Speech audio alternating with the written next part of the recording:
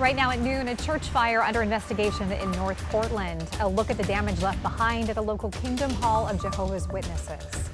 The Trump administration ramping up pressure for European countries opposing a U.S. takeover of Greenland. We hear from locals with ties to the Nordic territory. Plus, today is Martin Luther King Jr. Day, and we're highlighting some local organizations working to further King's mission of equal rights for all.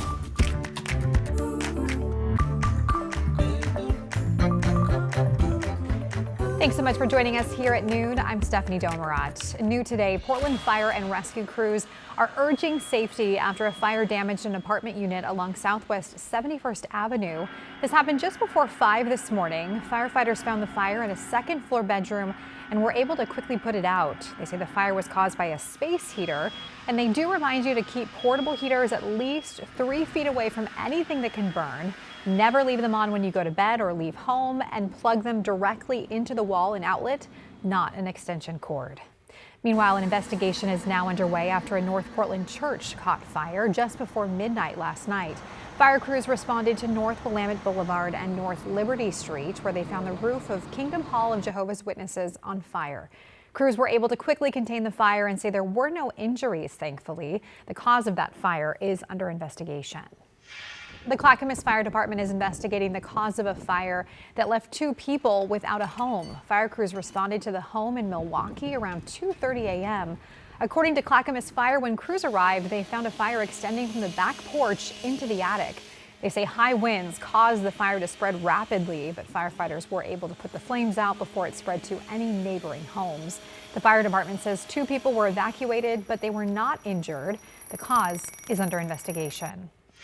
Well, Portland Fire tells us a Lloyd District restaurant caught fire after a nearby warming fire from a homeless camp spread out of control. Fire crews were called to the Red Robin on Northeast Grand, where they found a fire burning along the exterior wall and spreading inside. They were able to put it out before it could spread outside the sprinkler system, but the building was damaged by those flames.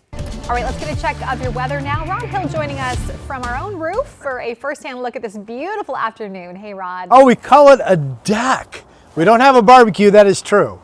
But we still refer to it as a KGW weather deck. Brought to you by Rick's Custom Fencing and Decking. I was up here this morning on sunrise. There was not a cloud in the sky, and there is still not a cloud in the sky. We are truly perfectly clear. Now, we are picking up a bit of an east breeze here in downtown, something that we did not have at all last week. It's not strong. Winds are still gusting to about 40 when you get out near Troutdale and near the gorge itself. All right, let's show you some of our cameras. The sunny, clear skies are up and down the coast and up and down the I-5 corridor. This is our newest live camera in Seaside, and yes, those are surfers out there. We've been picking them up more days than not during this sunny stretch. And why not? It is 53 degrees in Seaside. The coast, once again, will easily be the warmest spot in our state, with mid to upper 50s expected this afternoon. Here's downtown Portland. We're at 47. So yesterday, the high was 47. I like our chances of hitting 50 degrees today for a high. We'll see how it works out. Now, we'll talk more about this coming up in my complete forecast. This is a visible satellite picture. Stay with me. See the low clouds, the Dalles, and then all the way down to eastern Oregon and then out through Pendleton. That is what we call that low cloud lockdown. And in many cases, temperatures under those clouds are still below freezing. So not everybody's in on the sunshine. We'll have that complete forecast for you coming up, Stephanie. Okay, we'll see you then, Rod. Thank you. Well, today we are celebrating the life and legacy of civil rights icon Dr. Martin Luther King Jr. In Northeast Portland, hundreds of people picked up trash this morning to commemorate the federal holiday in King's honor. Thomas Schultz joins us live from Irving Park. And Thomas, what's happening out there right now? Well, Stephanie, they're still going out here. This all kicked off at 10 o'clock this morning. More than 400 people gathered here in the Albina neighborhood in Irving Park. And check this out. This is just some of the trash that they've picked up. Piles in piles of trash being collected. Oh, yeah, you can see more of it being dropped off right there. Another great job here. This is an annual tradition by Solve, which is a local environmental nonprofit held every year on MLK Day. And after grabbing bags to stow the trash, volunteers here spinned out across Irving Park and west towards the Boise neighborhood, cleaning up things like cigarette butts, old padlocks, and yeah, even some broken glass, all part of an effort to keep the historic neighborhood clean and prevent trash from entering places like our waterways. Some volunteers tell us they help out every year, adding that cleanups like this one are a great way to honor Martin Luther King Jr.'s legacy.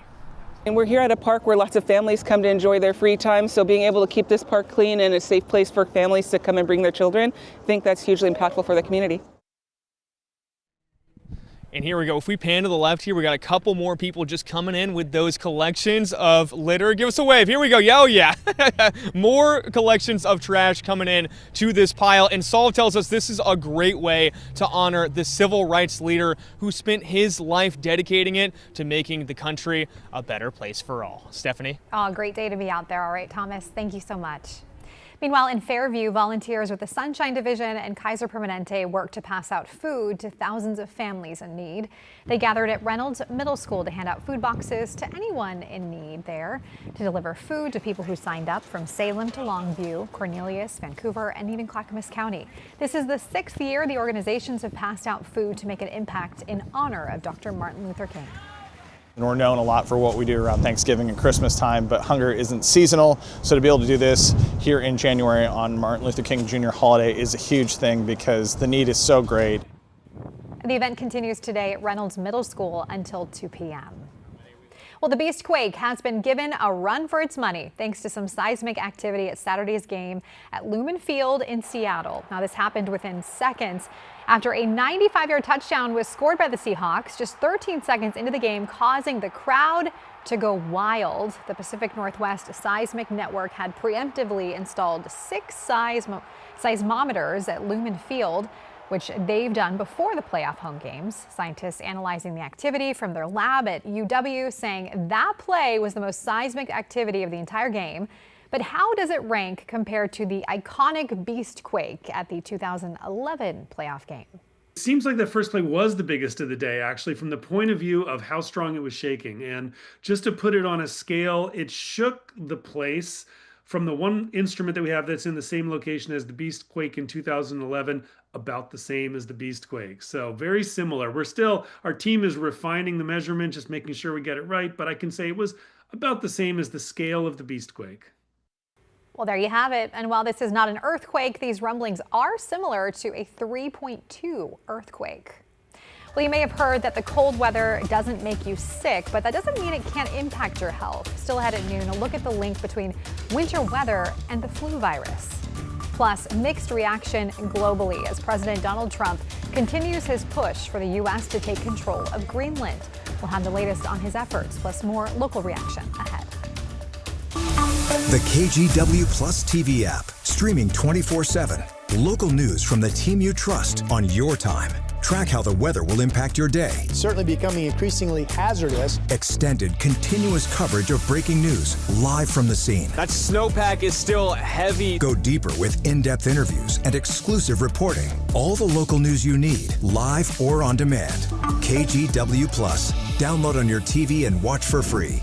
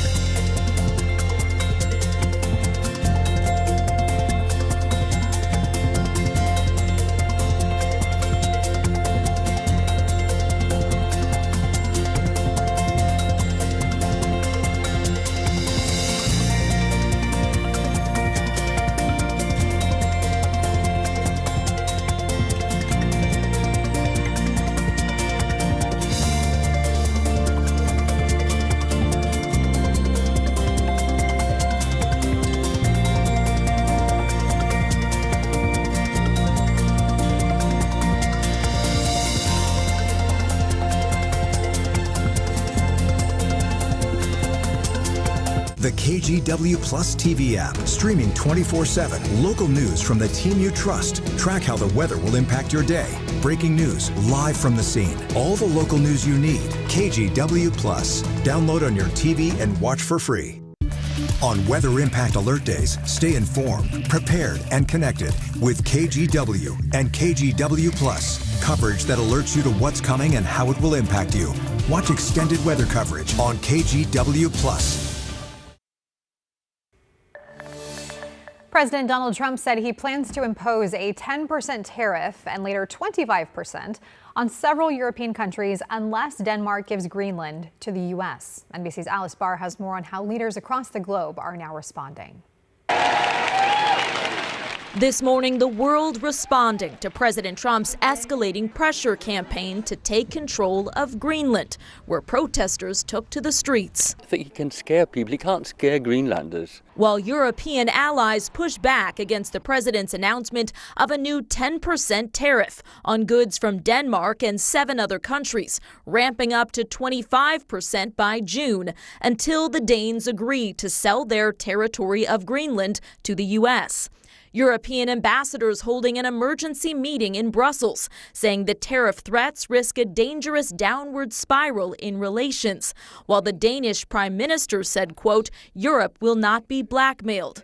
President Trump is adamant the U.S. needs to own Greenland for national security. If we don't have it, we have a big hole in national security, especially when it comes to what we're doing in terms of the Golden Dome. A reference there to the missile defense system the president wants to build to guard against any air attacks. Critics noting the U.S. already has a military base in Greenland. Denmark and Greenland have both said to the United States, you can take what measures you need to protect the security of the United States and, of course, the NATO alliance. Instead, calling the push a land grab for Greenland's critical minerals. The Treasury Secretary rejects that. He's looking beyond this year, he's looking beyond next year to what could happen for a battle in the Arctic. We are not going to outsource our national security. A high-stakes back and forth sending tensions rising with American allies. In Washington, Alice Barr, NBC News. In our area, locals are responding to the escalating tensions surrounding the future of Greenland. Reporter Thomas Schultz has the latest. At a town hall in Clackamas County, Oregon Senator Ron Wyden slammed President Trump's plans to increase tariffs on European countries that are against his plan to annex Greenland. We also spoke to a man named Brady Jensen, the president of Nordic Northwest. That's a nonprofit focused on preserving Nordic culture in the Pacific Northwest. Jensen says many in Denmark are confused by President Trump's plans because the United States already has military access to Greenland. The United States already has treaty rights that allow it to expand its military presence in Greenland. We can accomplish what the president says are his objectives without straining the relationship. Though on Truth Social, President Trump posted in part Saturday, quote, China and Russia want Greenland, and there's not a thing Denmark can do about it. Only the United States of America under President Donald J. Trump can play in this game, end quote. On Meet the Press, Treasury Secretary Scott Bessent backed the president, saying it's in America's best interest to take full control of Greenland. I believe that the Europeans will understand that the best outcome is for the U.S. to maintain or receive control of Greenland. Of course, that's a stance that Denmark and many European countries continue to strongly disagree with.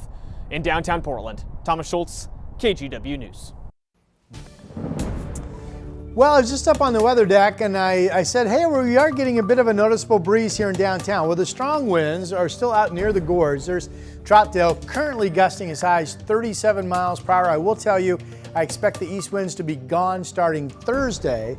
The rest of your forecast is coming up.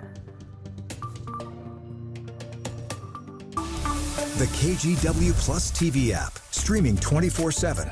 Local news from the team you trust on your time.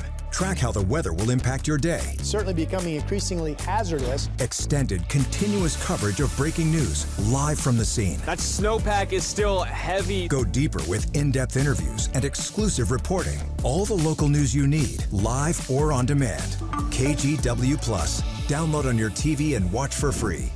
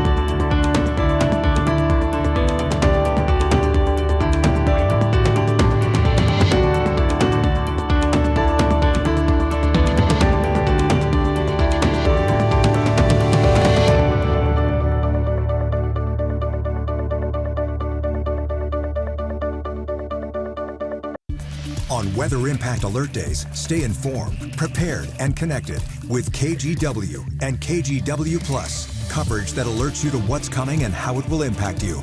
Watch extended weather coverage on KGW Plus. The KGW Plus TV app, streaming 24/7. Local news from the team you trust. Track how the weather will impact your day. Breaking news live from the scene. All the local news you need. KGW Plus. Download on your TV and watch for free. Let's give you a look at today's national headlines. President Donald Trump announced the creation of a board of peace to oversee the reconstruction of Gaza. There are reports that anyone who wants a permanent seat on the board must pay $1 billion. That money will be used to rebuild Gaza.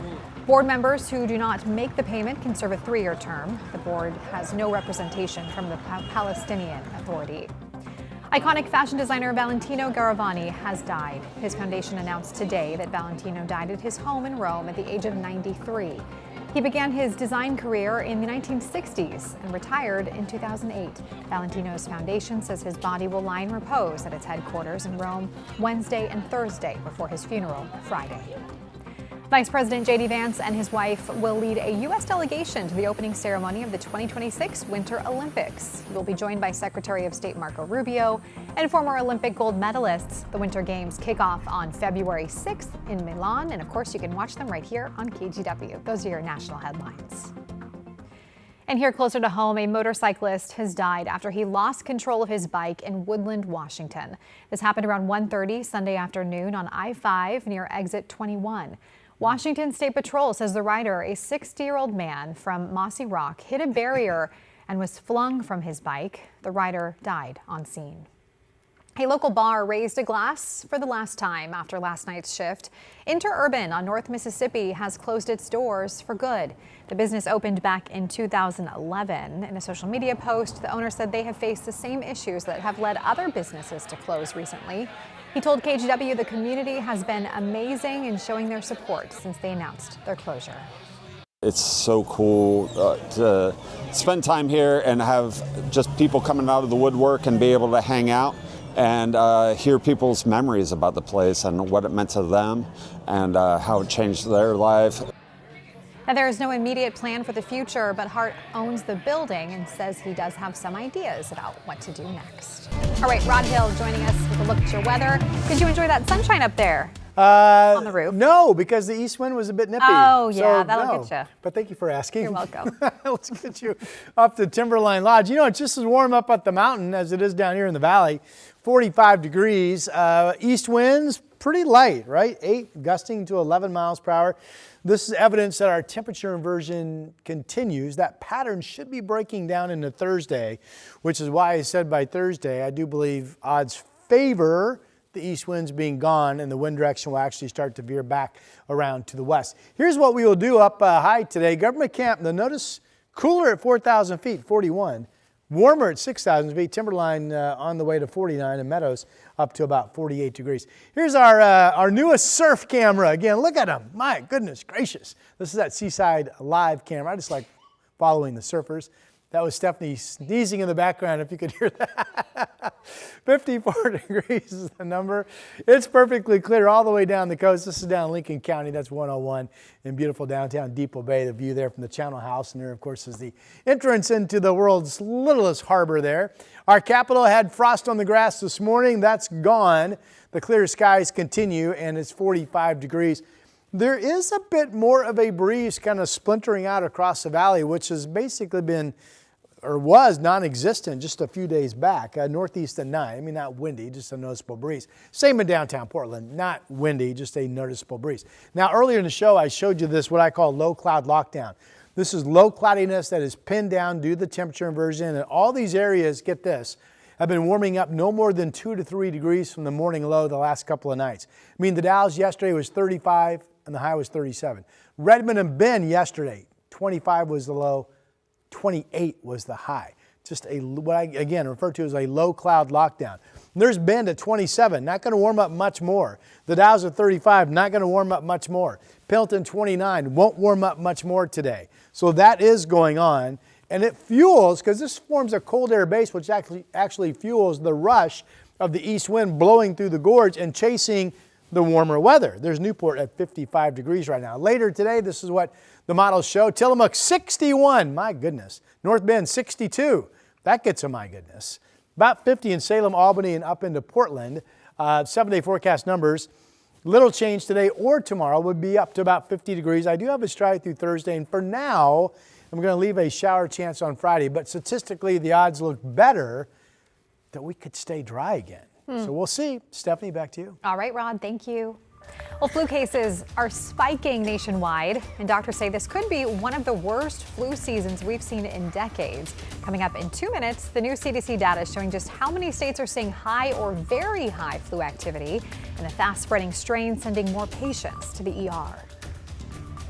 KGW's Evening News. Important stories to help you stay informed and keep your family safe. Thank you for joining us. I'm Christine Pitawanich. And I'm David Molko. Weather impact alerts to help you plan your week. We need to be extra careful with anything that can throw a spark. And a team of local journalists connected to our community. David Molko, Christine Pitawanich, and Matt Zaffino.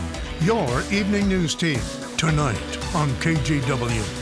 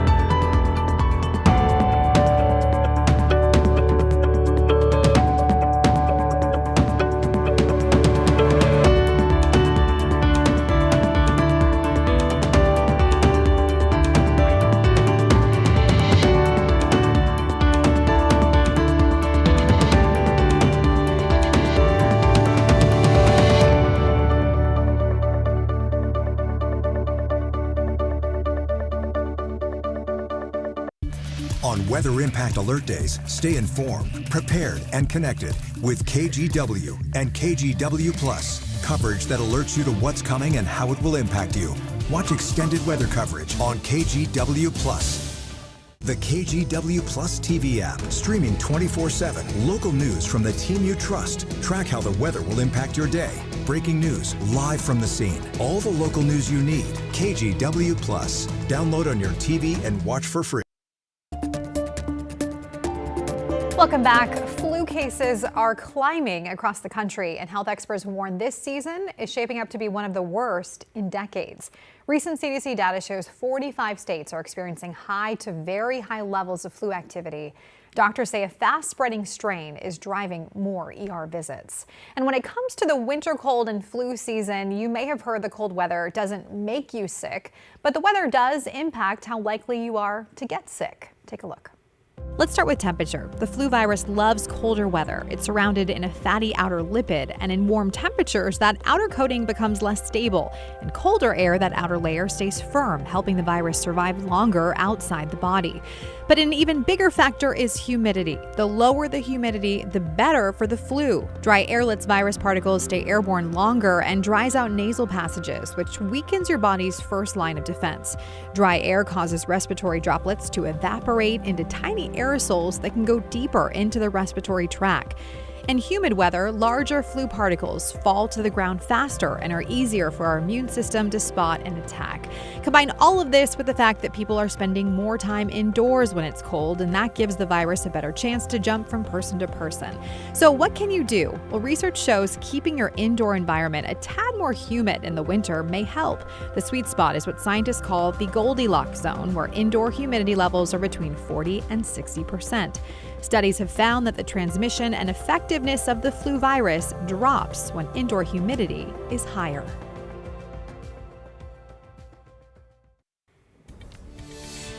Let's give you a live look outside this afternoon. A beautiful view of Mount Hood. We'll be right back after this quick break. On Weather Impact Alert Days, stay informed, prepared, and connected with KGW and KGW Plus. Coverage that alerts you to what's coming and how it will impact you. Watch extended weather coverage on KGW Plus. The KGW Plus TV app, streaming 24/7. Local news from the team you trust. Track how the weather will impact your day. Breaking news live from the scene. All the local news you need. KGW Plus. Download on your TV and watch for free.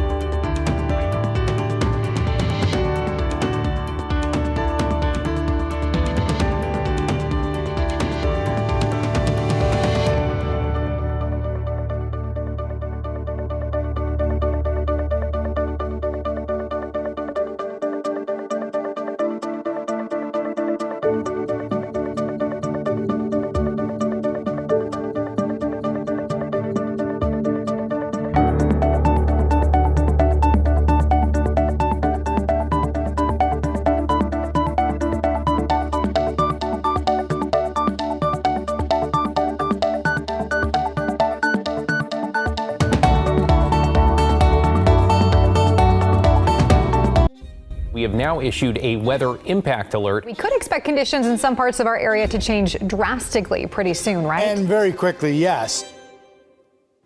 This is significant rainfall coming our way. You'll definitely want to be extra cautious. Certainly becoming increasingly hazardous.